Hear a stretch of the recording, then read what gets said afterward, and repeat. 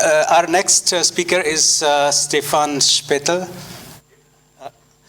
Stefan is a former TU Vienna student and also a Eurocom student, and he was intern with the OpenAirInterface for 6 months after his final year, and that's where he started contributing into OAI, especially on the core network. And then, he joined the OAI team for quite long time, I suppose a year or so. And then he also started working with Firecell. And he founded a company that is called Phine.tech, yes, based in Austria. And he's still contributing into OAI. And now he has some product solutions of his own that he's going to speak about. Thank you very much. Thank you, Stefan. Thank you, everybody. It's weird to be here for me because 2 years ago I used to be a student sitting there. Yeah, that's how it goes, apparently. All right, so yeah, I'm Stefan. Thanks for the nice introduction. I'm from Phine.tech, CEO and co-founder. And that might be a bit a provocative statement, but our vision is to simplify 5G. Basically, simplify 5G to enable the next gen of robotics. Because the thing is, maybe that's not controversial, is that 5G use cases, they drive the 5G SA adoption. I think we have seen today in the morning also the focus on the private 5G networks, private 5G network deployments. And the thing is, the industry has the requirement for 5G-based solutions. And with that, I mean like end-to-end solutions. So they don't really think in use cases, but in solutions. The problem is just the enterprise developers, the software developers, who should implement these solutions. They have the lack of the 5G know-how. And that's what we mean by simplify 5G. So what we need here in the middle is some conversion layer that combines these two worlds. The thing is, I'm a developer. I used to be a software developer before I moved to telco. And if you're a software developer and you start with 5G, first of all, the benefits of 5G are very unclear. You think it's like Wi-Fi. So you don't know 5G has localization. You don't know there is network APIs. You don't know there's things such as a RIC. Basically, you think it's a big black box. And that's a problem for software developers. Also, 5G is rather complex. I think not for the people in this room, but again, for software developers with over 50,000 pages of standardization, it's just complex. And even if you're a 5G expert, also again, maybe that doesn't apply here, but that does apply to many people who just want to try out, it's very hard to get your hands on a 5G network just to try things out. Yeah, that's the problems. And our solution basically is to have a 5G lab as a service. So our solution is the virtual 5G lab, and it is a very developer-friendly 5G lab. And basically it enables and accelerates 5G use case development. So we are simulating basically the radio layer, so we have everything from layer 2 and above, and also the complete core network, but we are simulating the radio layer so we can deploy everything in the cloud. There's no hardware in the loop. And that also gives us the speed, so it is basically deployed in seconds or minutes instead of weeks or even months. One distinct feature here is, I think we've already seen from Olby Smart, and many companies also go to the learning about 5G, and I think that's very important. With our platform, you can also understand the concepts because we visualize the whole network, and we visualize actually also the protocol exchange that is happening. And last but not least, the most important thing here, that's why we are here, it is open. So everything, the whole network behind the core network, the RAN, is based on OpenAirInterface. Yeah. So this is how it looks like. Basically, you can see this is just a visualization of a 5G network. So we have the core network, but we also have the RAN network components.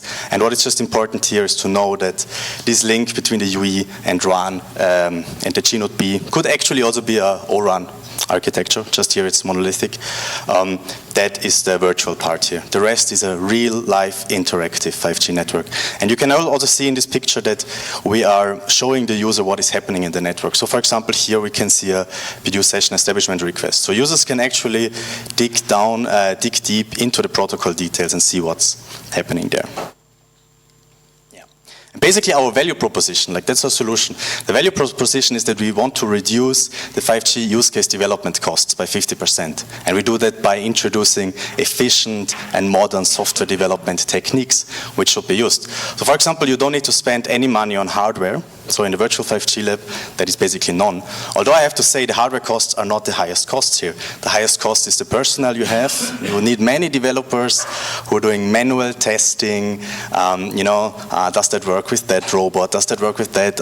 What happens if my 5G network has like 2 milliseconds more latency and all this kind of thing?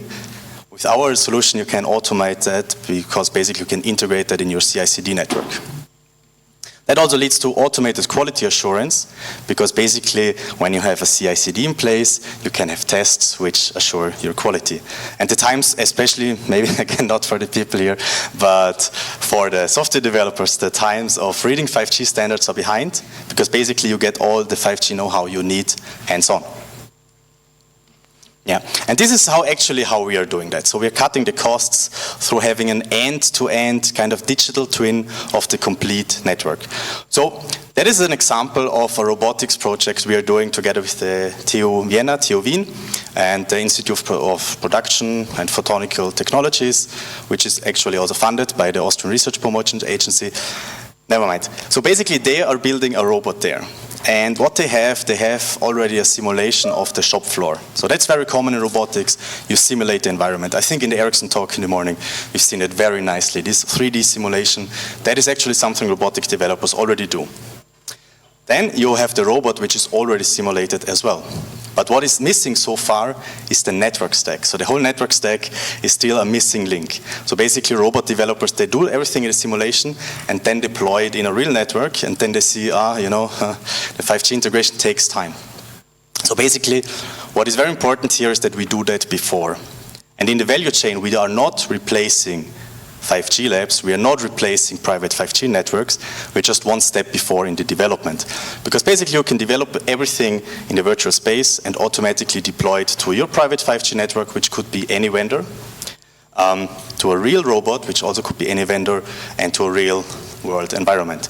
And then the loop continues, you can optimize and continue like that.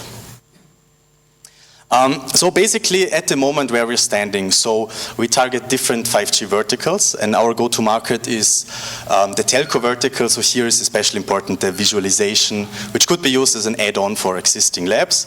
And we have a demo, which is not ready yet for today, unfortunately, but we have a sign-up QR code on our poster, so later you can check it out. The plan is to release it in Q4, the demo, closed beta, and to have like in the March of 2025 the first public release. But very soon we will also onboard the robotics vertical, where we actually integrate our solution into the robotics simulation to again have this end-to-end solution. One important and very interesting thing for us is network APIs, so especially everything related to Camara Telco Service APIs. We are actually also member there. At least our logo is on their homepage. So, so we actually see a very large potential there. So we are really targeting that and basically provide users an end-to-end network. And also, of course, the automotive sector, the V2X sector, is very similar to the robotics. So why OpenAirInterface?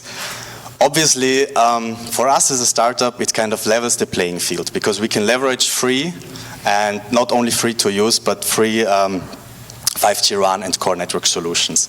But the beauty here is not only that this is code and that's stale, so we can actually utilize new innovation, public and private research outcomes. We can basically very quickly integrate it to our solutions, which is great. So we are just staying ahead, and it actually also in the other side, if you're going to build that upon OpenAirInterface, it also lowers the entry barrier for our users to participation in the OAI.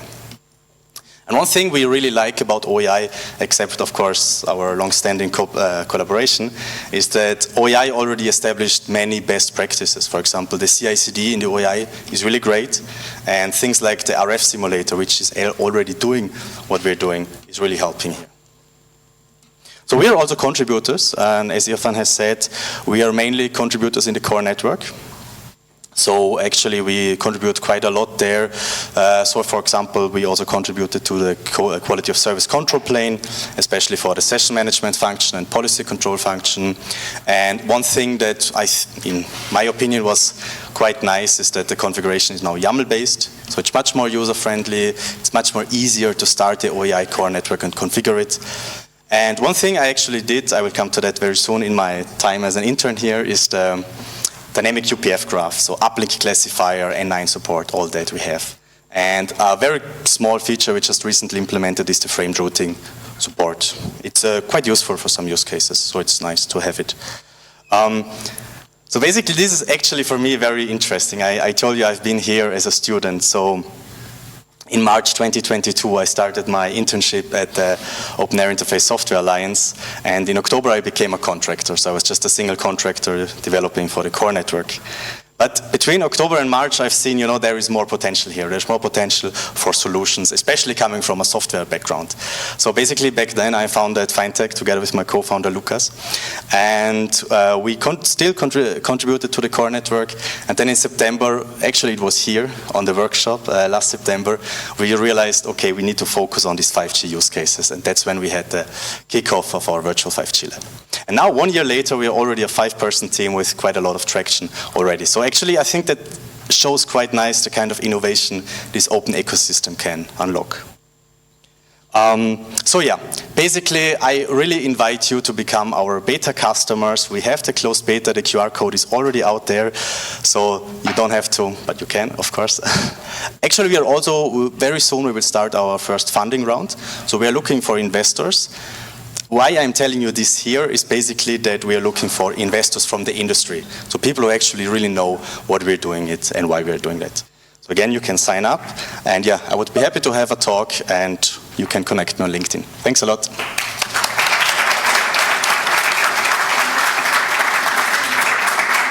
Any questions for Stefan? Stefan, we have some time, so maybe you can say a couple of words about the GUI, the configuration.